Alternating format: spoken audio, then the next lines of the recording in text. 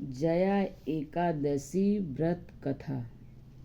युधिष्ठिर ने पूछा, भगवान आपने माघ के कृष्ण पक्ष की सर्तिला एकादशी का वर्णन किया। अब कृपा करके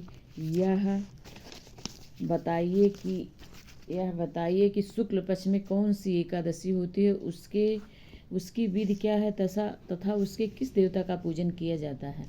भगवान श्री कृष्ण बोले, राजेंद्र बतलाता हूँ, सुनो। माघ मास के शुक्ल पक्ष में जो एकादशी होती है उसका नाम जया है। सब पापों को हरने वाली उत्तम तिथि है। पवित्र होने के साथ ही पापों का नाश करने वाली है तथा मनुष्यों को भोग और मोक्ष प्रदान करती है। इतना ही नहीं, वह ब्रह्म हत्या जैसे पाप तथा पिशाच तत्व का विनाश करने वाली है। इसका व्रत करने पर मनुष्यों को भी प्रेतयोनि में नहीं जाना पड़ता। प्रेत योनि में नहीं जाना पड़ता। इसलिए राजन, प्रयत्न पूर्वक जया नाम की एकादशी का व्रत करना चाहिए। एक समय की बात है, स्वर्गलोक में देवराज इंद्र राज करते थे। देवगण पारिजात वृक्षों से भरे हुए नंदनवन में अप्सराओं के साथ विहार कर रहे थे। 50 करोड़ गंधर्वों के नायक देवराज इंद्र ने स्वेच्छा अनुसार वन में विहार करते हुए बड़े हर्ष के साथ नृत्य का आयोजन किया। उसमें गंधर्व गान कर रहे थे, जिसके पुष्पदंत, चित्रसेन तथा उसका पुत्र, ये 3 प्रधान थे। चित्रसेन की स्त्री का नाम मालिनी था। मालिनी से एक कन्या उत्पन्न हुई थी जो पुष्पवंती के नाम से विख्यात थी।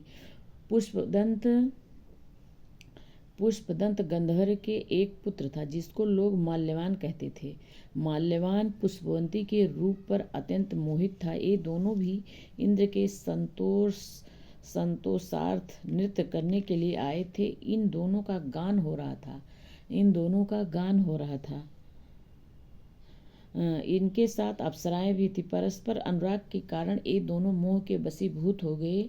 चित्त में भ्रांत आ गई, इसलिए वे शुद्ध गान ना गा सके। कभी ताल भंग हो जाता तो और कभी गीत बंद हो जाता। इंद्र ने इस प्रमाद पर विचार किया और इसमें अपना अपमान समझकर वे कुपित हो गए। अतः इन दोनों का शाप देते हुए बोले, ओ मूर्खों, तुम दोनों को धिक्कार है। तुम लोग पतित और मेरी आज्ञा भंग करने वाले हो। अतः पति पत्नी के रूप में रहते हुए पिशाच हो जाओ।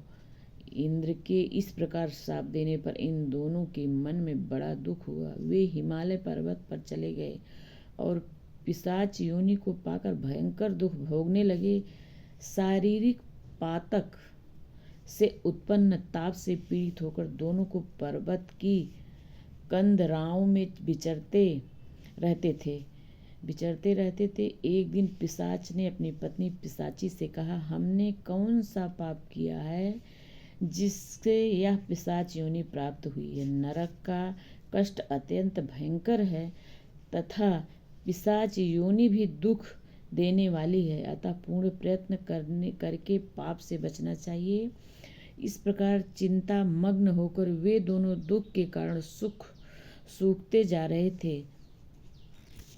दव योग से उन्हें माघ मास की एकादशी तिथि प्राप्त हो गई। जया नाम से विख्यात तिथि, जो सब तिथियों में उत्तम है और आई।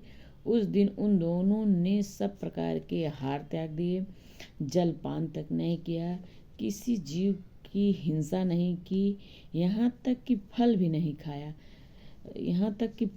खाया। निरंतर दुख से युक्त होकर वे एक पीपल के समीप बैठे रहे। सूर्यास्त हो गया।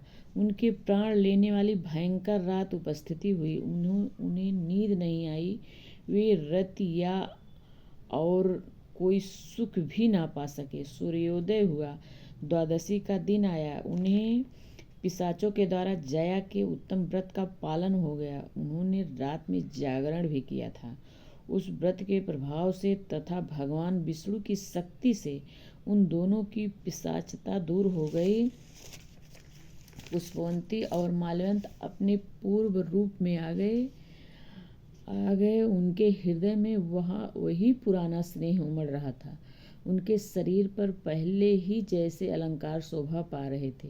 वे दोनों मनोहर रूप धारण करके विमान पर बैठे और स्वर्गलोक में चले गए।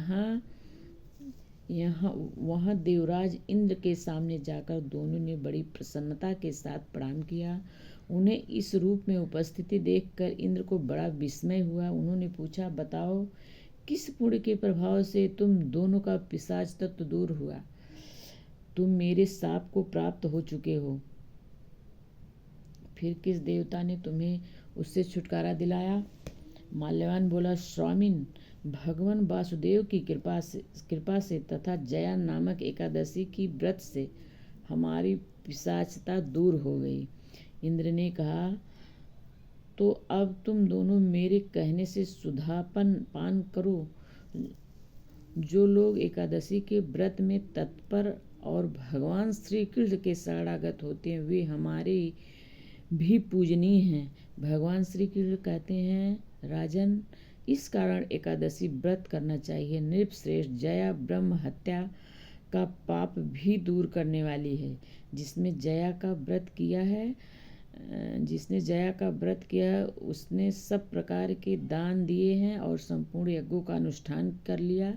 इस महात्म्य के पढ़ने और सुनने से अग्नि अष्टोम यज्ञ का फल मिलता है। राधे राधे। जय ठाकुर जी की जय। एकादशी माता की। राधे राधे।